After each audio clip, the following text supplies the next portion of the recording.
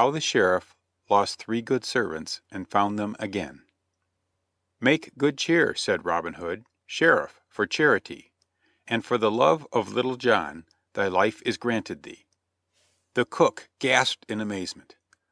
"This Robin Hood, and under the Sheriff's very roof!"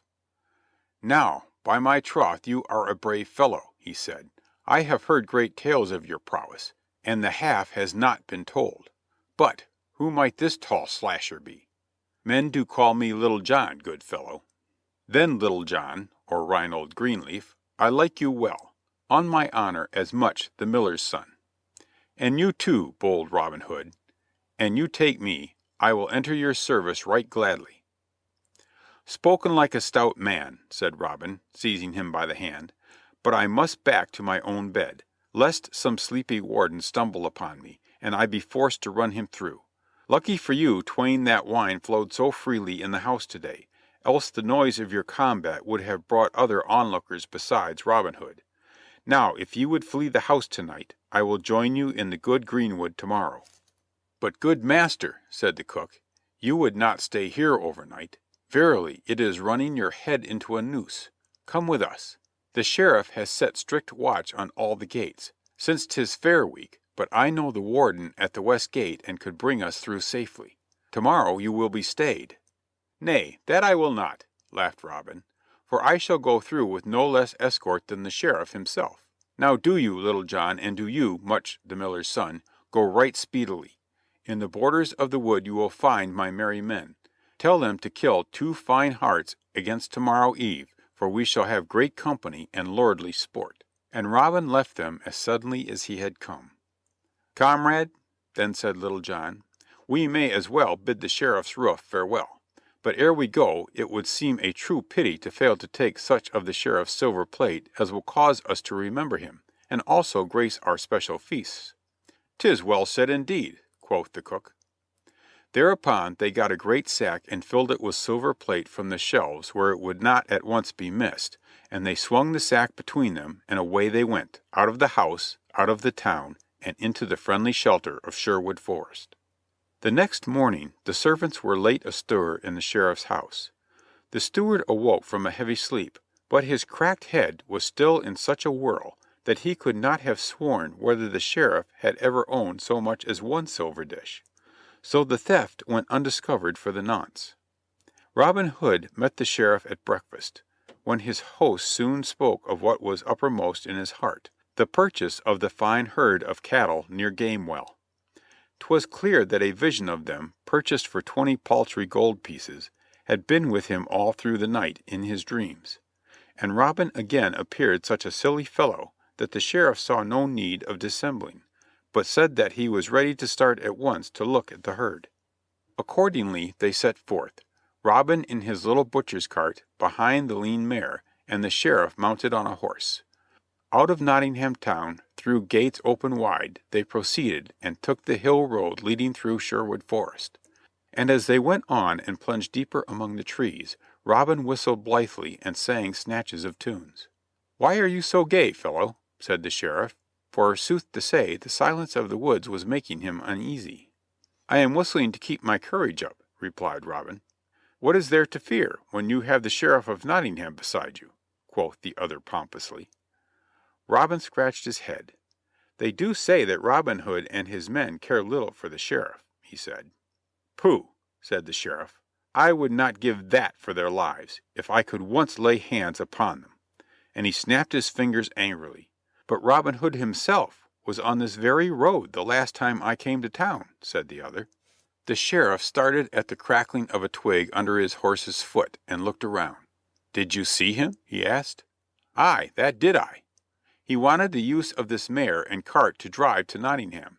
He said he would fain turn butcher. But see!" As he spoke he came to a turn in the road, and there before them stood a herd of the King's deer, feeding. Robin pointed to them and continued, "There is my herd of cattle, good Master Sheriff. How do you like them? Are they not fat and fair to see?" The Sheriff drew rein quickly.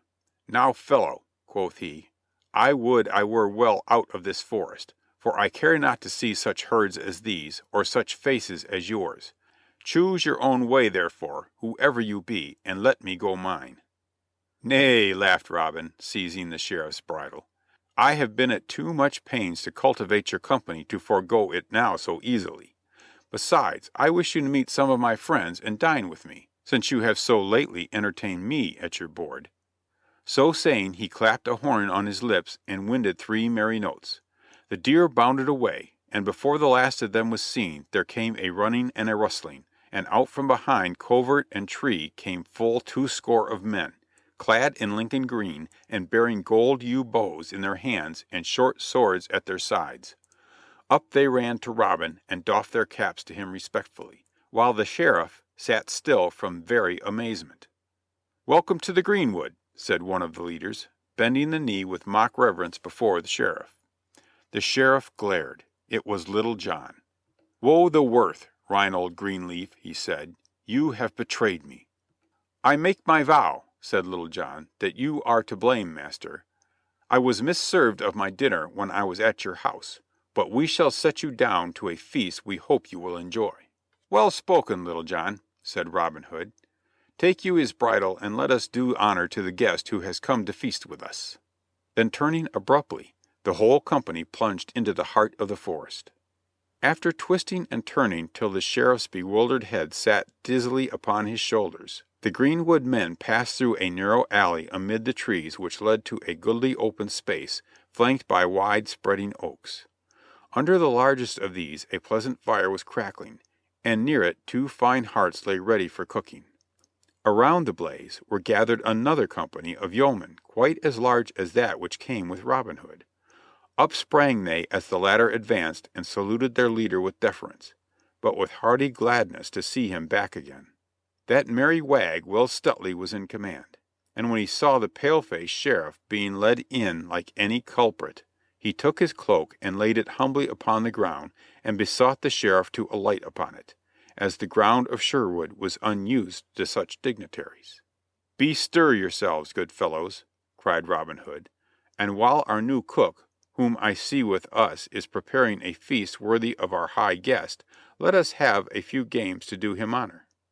Then while the whole glade was filled with the savory smell of roasting venison and fat capons, and brown pastries warmed beside the blaze, and mulled wine sent forth a cordial fragrance, Robin Hood placed the Sheriff upon a knoll beneath the largest oak and sat himself down by him.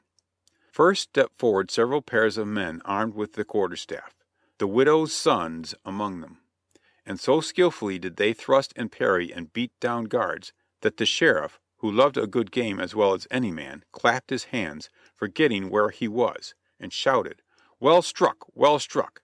Never have I seen such blows at all the fairs of Nottingham." Then the best archers of the band set up a small wand at 80 paces distant, and thereon they affixed a wreath of green. And the archers began to shoot, and he who shot not through the garland without disturbing its leaves and tendrils was fain to submit to a good sound buffet from Little John. But right cunning was the shooting, for the men had spent a certain time in daily practice, and many were the shafts which sped daintily through the circle. Nathless now and again some luckless fellow would shoot awry and would be sent winding from a long-armed blow from the tall lieutenant while the glade roared with laughter. And none more hearty a guffaw was given than came from the Sheriff's own throat, for the spirit of the greenwood was upon him. But presently his high mood was dashed. The company sat down to meat, and the guest was treated to 2 more disturbing surprise. The cook came forward to serve the food, when the Sheriff beheld in him his own former servant and one whom he supposed was at the moment in the scullery at Nottingham. Much, the miller's son, grinned by way of answer to the Sheriff's amazement, and served the plates and placed them before the party. Then did the Sheriff gasp and fairly choke with rage. The service was his own silverware from the mansion house. "You rascals, you rogues," he sputtered. "Was it not enough to defraud me out of 3 of my servants, that you must also rob me of my best silver service? Nay, by my life, but I will not touch your food." But Robin Hood bade him pause. "Gramercy," quoth he, "servants come and go in merry England, as so does service.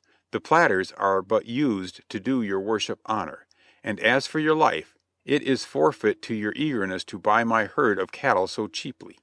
Now sit you down again, and make good cheer, Sheriff, for charity, and for the love of Little John your life is granted you."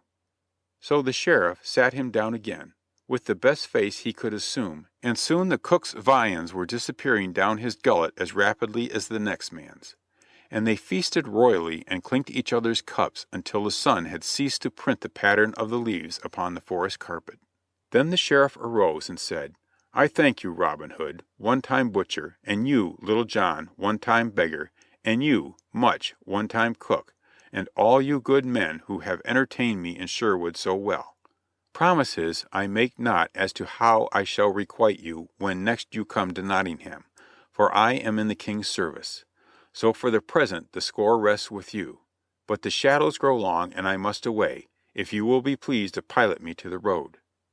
Then Robin Hood and all his men arose and drank the Sheriff's health, and Robin said, "If you must needs go at once, we will not detain you, except that you have forgotten two things." "What may they be?" asked the Sheriff, while his heart sank within him. "You forgot that you came with me today to buy a herd of horned beasts. Likewise, that he who dines at the Greenwood Inn must pay the landlord." The Sheriff fidgeted like a small boy who has forgotten his lesson. "Nay, I have but a small sum with me," he began apologetically. "What is that sum, gossip?" questioned Little John, "for my own wage should also come out of it." "And mine," said Much. "And mine," smiled Robin. The Sheriff caught his breath. "By my troth, are all these silver dishes worth anything?" The outlaws roared heartily at this. "I'll tell you what it is, worship," said Robin.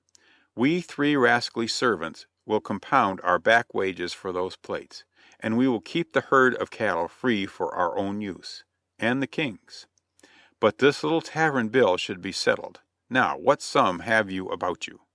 "I have only those 20 pieces of gold and 20 others," said the Sheriff, and well it was that he told the truth for once, for Robin said, "Count it, Little John." Little John turned the Sheriff's wallet inside out. "'Tis true enough," he said. "Then you shall pay no more than 20 pieces for your entertainment, excellence," decreed Robin. "Speak I soothly, men of Greenwood?" "Good!" echoed the others. "The Sheriff should swear by his patron saint that he will not molest us," said Will Stuteley, and his addition was carried unanimously. "So be it, then," cried Little John, approaching the Sheriff. "Now swear by your life and your patron saint." "I will swear it by St. George, who is patron of us all," said the Sheriff vigorously, "that I will never disturb or distress the outlaws in Sherwood. But let me catch any of you out of Sherwood," thought he to himself. Then the 20 pieces of gold were paid over, and the Sheriff once more prepared to depart. "Never had we so worshipful a guest before," said Robin, "and as the new moon is beginning to silver the leaves, I shall bear you company myself for part of the way. 'Twas I who brought you into the wood." "Nay, I protest against your going needlessly far," said Sheriff. "But I protest that I am loath to lose your company," replied Robin. "The next time I may not be so pleased." And he took the Sheriff's horse by the bridle rein and led him through the lane and by many a thicket till the main road was reached. "Now fare you well, good Sheriff," he said, "and when next you think to despoil a poor prodigal, remember the herd you would have bought over against Gamewell, and when next you employ a servant, make certain that he is not employing you." So saying, he smote the nag's haunch, and off went the Sheriff upon the road to Nottingham. And that is how, you will find from many ballads that came to be sung at the Sheriff's expense, and which are known even to the present day, that, I say, is how the Sheriff lost 3 good servants and found them again. So ends chapter 5.